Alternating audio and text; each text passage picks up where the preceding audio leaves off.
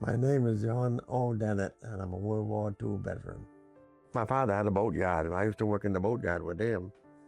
And when I graduated from high school, that if I didn't do something, they'd draft me in the Army. I didn't want to go in the Army, so I put my name in, joined the Navy. I went in 1945, first of 1945. So they were all for it. My father was all for it. But they had to sign for me. I graduated from high school when I was 16, and a little later I was 17. I had to do my obligation to the military. But I went to boot camp in upstate New York, near Seneca Lake there. There was one there then. And when I got, after my boot camp, I went down to Norfolk, Virginia. And we stayed there for a little while and went to some other classes. But then they finally assigned me to a ship, the DE, Destroyer Escort. It was in Boston, so it was built in Charleston Navy Yard. It was a good ship, the Rizzy, 350 feet long or something like that. And we shook down out of Boston and down to Guantanamo Bay. A whole bunch of ships got to take cargo over in World War II. A lot of ships all together, but there were these convoys. Look out for submarines, U-boats. So you stayed on the outside edges. You go with the crew. But I was down the engine room. I was always below deck.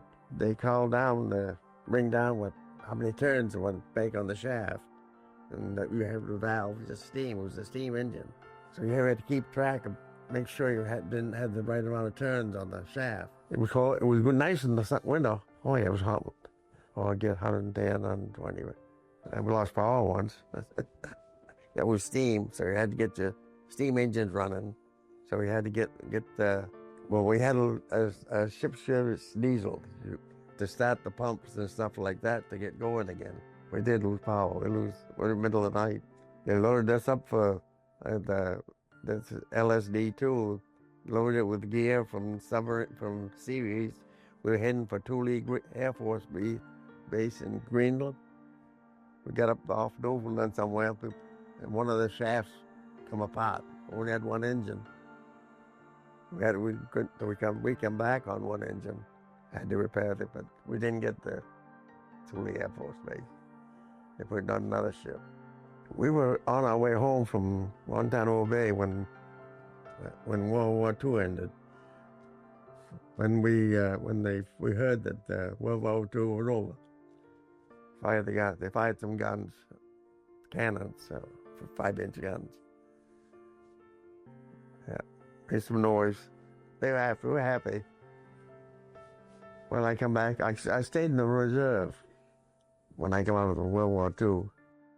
So I got a job here. I worked there and we would call back back from Korea. We all went down to Boston. I had to go down there by myself.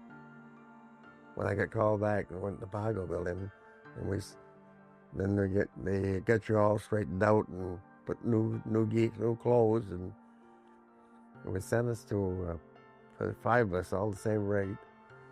They said we got on the train went to Los Angeles by train.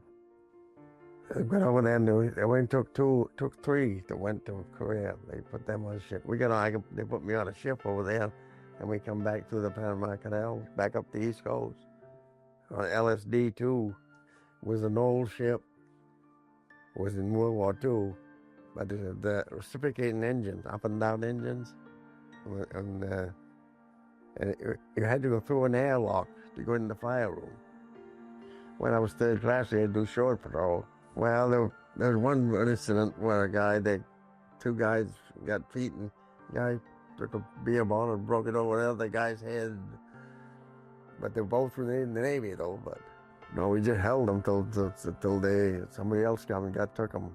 But after I come back from Korea, when we got married, we were working in the same place, and we met. And I started to work right off, though. When I got out from Korea there, and I got home, got discharged, I went to work the next week, I think. I could have stayed a year off, but I didn't.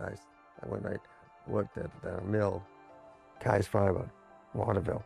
Made paper plates, Chinette. I didn't work there very long before I moved down to Scott Paper Company. 76 years. Get along with each other. So we do good. I enjoyed it while I was in there. Well, I think it's a good experience. No, it didn't bother me. I liked it.